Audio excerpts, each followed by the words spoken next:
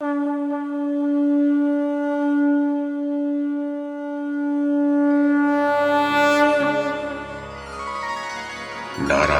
नमस्कृत्य नरं चैव नरोत्तमं देवीं सरस्वतीं व्यासं ततो जयमुदीरयेत्।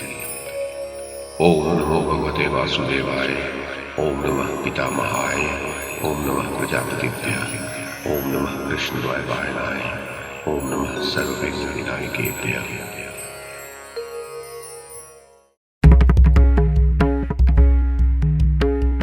नमस्कार। महाभारत कथा श्रृंखला में आपका स्वागत है।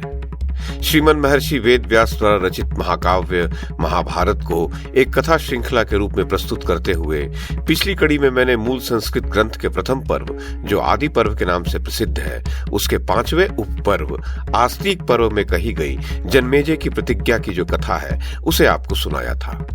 अब इस कड़ी में इसी आस्तिक पर्व में सर्प यज्ञ के उपक्रम की जो कथा कही गई है उसे मैं कमल किशोर आपको सुनाता हूं।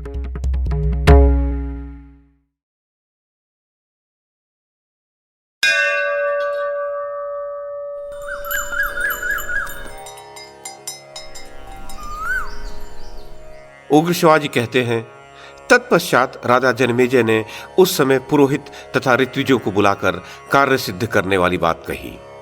ब्राह्मणों, जिस दुरात्मा तक्षक ने मेरे पिता की हत्या की है उससे मैं उसी प्रकार का बदला लेना चाहता हूं। इसके लिए मुझे क्या करना चाहिए ये आप लोग बतावें। क्या आप लोगों को ऐसा कोई कर्म विदित है जिसके द्वारा मैं तक्षक नाग को उसके भाई बांधवों सहित जलती हुई आग में झोंक सकूं?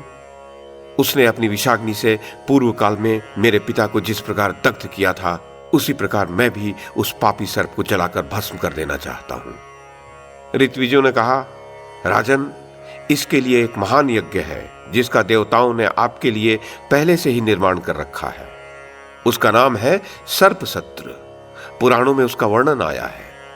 उस यज्ञ का अनुष्ठान करने वाला आपके सिवा दूसरा कोई नहीं है, ऐसा पौराणिक विद्वान कहते हैं। उस यज्ञ का विधान हम लोगों को ज्ञात है। उग्र शिवाजी कहते हैं, ऋत्विजों के ऐसा कहने पर राजर्षि जन्मेजय को विश्वास हो गया कि अब तक्षक निश्चय ही प्रज्वलित अग्नि के मुख में समाकर भस्म हो जाएगा। तब राजा ने उस समय उन मंत्रवेत्ता ब्राह्मणों से कहा, मैं उस यज्ञ का अनुष्ठान करूंगा, आप लोग उसके लिए आवश्यक सामग्री का संग्रह कीजिए। तब उन ऋत्विजों ने शास्त्रीय विधि के अनुसार यज्ञ मंडप बनाने के लिए वहां की भूमि नाप ली। वे सभी ऋत्विज वेदों के यथावत विद्वान तथा परम बुद्धिमान थे। उन्होंने विधि पूर्वक मन के स्वरूप एक यज्ञ मंडप बनाया जो परम समृद्धि से संपन्न था, उत्तम द्विजों के समुदाय से सुशोभित, प्रचुर धन धान्य से परिपूर्ण तथा ऋत्विजों से सुसेवित था। उस यज्ञ मंडप का निर्माण कराकर ऋत्विजों ने सर्प यज्ञ की सिद्धि के लिए उस समय राजा जन्मेजय को दीक्षा दी। इसी समय जबकि सर्प सत्र अभी प्रारंभ होने वाला था, वहां पहले ही एक घटना घटित हुई। उस यज्ञ में विघ्न डालने वाला बहुत बड़ा कारण प्रकट हो गया।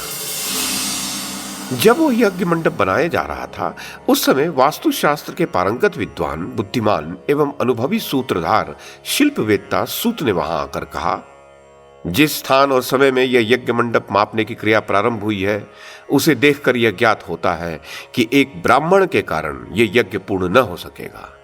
यह सुनकर राजा जन्मेजय ने दीक्षा लेने से पहले ही सेवक को यह आदेश दे दिया, मुझे सूचित किए बिना किसी अपरिचित व्यक्ति को यज्ञ मंडप में प्रवेश न करने दिया जाए।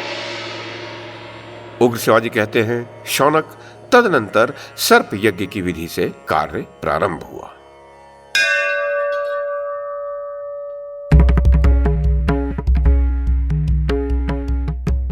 तो ये थी आदि पर्व के 5वें उपपर्व अर्थात आस्तिक पर्व में कही गई सर्प यज्ञ के उपक्रम की कथा। इस कड़ी में बस इतना ही। अगली कड़ी में इससे आगे की कथा सुनाऊंगा।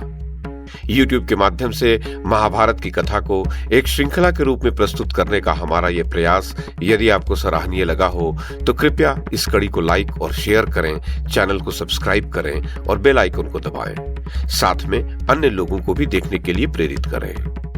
धन्यवाद और नमस्कार।